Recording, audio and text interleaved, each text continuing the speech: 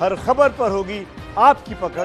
Download कीजिए ABP live app. Mumbai में कंगना रनौत के दफ्तर को तोड़ दिया गया।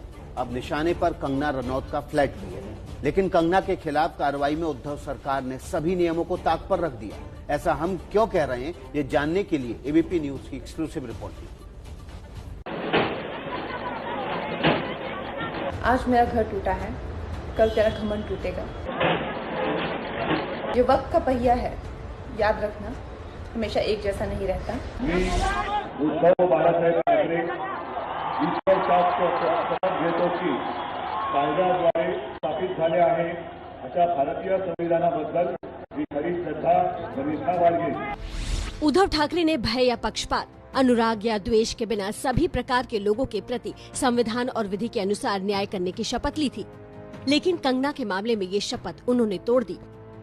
हम ऐसा क्यों कह रहे हैं, इसकी सबसे बड़ी वजह जान लीजिए। ये मुंबई के पाली हिल में कंगना का दफ्तर है, जिसे तोड़ा गया। वजह बताई गई कि रिहायशी इलाके में कमर्शियल काम हो रहा है। कंगना के दफ्तर के ठीक बगल में मशहूर फैशन डिजाइनर मनीष मल्होत्रा का भी बंगला है। आप देख सकते हैं कि यहाँ दुकानें हैं, खुलेआम कमर्शियल काम हो रहा है, लेकिन इसके बावजूद अभी तक मनीष मल्होत्रा के बंगले पर कोई कार्रवाई नहीं हुई है। कंगना और मनीष मल्होत्रा को बीएमसी ने एक ही दिन नोटिस जारी किया था, जहां कंगना रनौत को सिर्फ 24 घंटे का समय देकर दफ्तर तोड़ दिया गया, वहीं मनीष मल्होत्रा को 7 दिन का समय देते हुए जवाब मांगा गया है। तो कहीं न कहीं जिस तरह से एक ही तरह के मामले में एक ही इलाके में ठीक अगल बगल के 2 बंगलों में बीएमसी की भूमिका अलग अलग तरह की नजर आती है, तो बीएमसी के ऊपर सवाल खड़े होना लाजमी है। उद्धव ठाकरे का बदला सिर्फ कंगना के दफ्तर को तोड़ने से पूरा नहीं हुआ है। अब बीएमसी के निशाने पर मुंबई में खार में कंगना का फ्लैट भी है।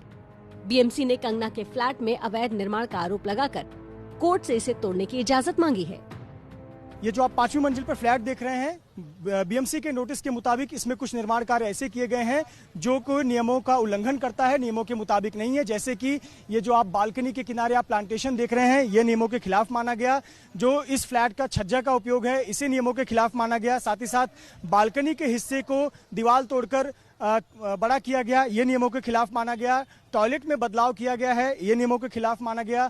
स्टेयर केस के पास में कुछ निर्माण कार्य किया गया है, यह भी बीएमसी के नियमों के खिलाफ माना गया। किचन एरिया में बदलाव किए गए। इस प्रकार से 8 बदलाव को इंगित करते हुए मुंबई महानगर पालिका ने कंगना रनौत को नोटिस दिया गया था। लेकिन 2 साल पहले कंगना रनौत ने स्टे ऑर्डर ले लिया था सिटी सिविल कोर्ट से, और स्टे ऑर्डर लेने के बाद ये मामला ठंडे बस्ते में चला गया था। कंगना पर कार्रवाई को लेकर महाराष्ट्र में सियासत भी गर्म है। एनसीपी अध्यक्ष शरद पवार और मुख्यमंत्री उद्धव ठाकरे के बीच मुलाकात में ये भी मुद्दा उठा। सूत्रों के मुताबिक पवार ने कंगना के खिलाफ कार्रवाई की टाइमिंग को गलत बताया। महत्व देतोय असं वक्तव्य व्यक्त करणार आहे। असं वक्तव्य करण्याच्या संबंधीचा जन्मांतर काय परिणाम होतो हे बघावं लागतं। माझ्या मते लोक सिरियसली कोणी घेत नाहीत। महाराष्ट्रातल्या मुंबईच्या लोकांना या शहरातल्या या राज्यातल्या पोलीस दलाच्या संबंधीचा अनुभव अनेक वर्षाचा, त्यांचं कर्तृत्व त्यांना माहिती आहे, आणि म्हणून त्या संबंधीचं कोणी पाकिस्तानची चर्चा केली किंवा आणखीन काही केली तर त्याचं गांभीर्याने काही म्हणजे फारसं आपण लक्ष देऊ नये। इनफॅक्ट माझी तक्रार तुम्हा लोकांच्या होती, मीडियाने डिसप्रोपोर्शनेट पब्लिसिटी देऊन त्या सगळ्या गोष्टी मोठ्या केलेल्या आहेत। आपण दुर्लक्ष करावं, म्हणजे शहाण्या लोकांनी अशा सगळ्या चमत्कारी गोष्टीच्या बद्दल फारसं बोलू नये। उधर कंगना के दफ्तर में बीएमसी की तोड़फोड़ के खिलाफ दायर याचिका पर आज फिर बॉम्बे हाई कोर्ट में सुनवाई होगी। बुधवार को इस याचिका पर सुनवाई करते हुए हाई कोर्ट ने बीएमसी की तोड़फोड़ पर रोक लगा दी थी। हाई कोर्ट ने बीएमसी से पूछा है कि कंगना की गैर मौजूदगी में वो उनके दफ्तर में क्यों गए। इस सवाल का जवाब देना बीएमसी के लिए आसान नहीं होगा। मुंबई से हमारे संवाददाता प्रशांत बड़े जुड़ चुके हैं। पूरी अपडेट प्रशांत बड़े से लेंगे। प्रशांत, 2 बातें हैं, एक खार का फ्लैट जिसको लेकर बीएमसी गई है कोर्ट में, और दूसरा राजनीतिक तौर पर शरद पवार हो या कांग्रेस बहुत असहज महसूस कर रही है शिवसेना के इस फैसले को लेकर। आज का एक्शन क्या है?